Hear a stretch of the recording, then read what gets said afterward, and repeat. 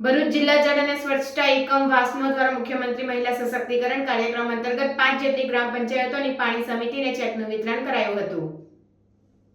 રાજ્ય સરકાર દ્વારા મુખ્યમંત્રી મહિલા સશક્તિકરણ અભિયાન ચલાવવામાં આવી રહ્યું છે, જે અંતર્ગત વિવિધ ગ્રામ પંચાયતોમાં પાણી સમિતિની રચના કરવામાં આવી છે।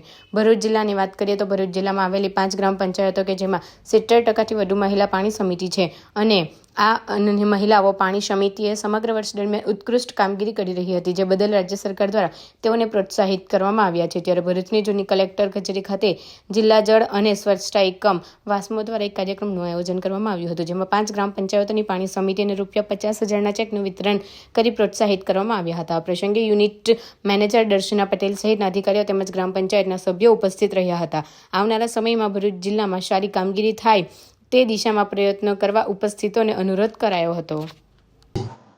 નમસ્કાર, જિલ્લા જળ અને સ્વચ્છતા એકમ ભરૂચ તરફથી આજરોજ મુખ્યમંત્રી મહિલા સશક્તિકરણ કાર્યક્રમ અંતર્ગત ભરૂચ જિલ્લામાં 5 એવી પંચાયતો કે જેમાં 70%થી વધુ મહિલા પાણી સમિતિઓ છે કે જેણે ખૂબ જ સારું કામ કર્યું છે, જેના તરફથી અમારા ગાંધીનગરથી એમને સારી કામગીરી માટે ભરૂચની આ 5 પંચાયતોને 50,000નું ઇનામ આજરોજ વિતરણ કરવામાં આવે છે અને વધુ ભરૂચમાં હજુ સારી કામગીરી કરે એવી આવતા વર્ષે આપણે 5થી લઈને બીજી બમણી પંચાયતો થાય એવા પ્રયત્ન કરીએ।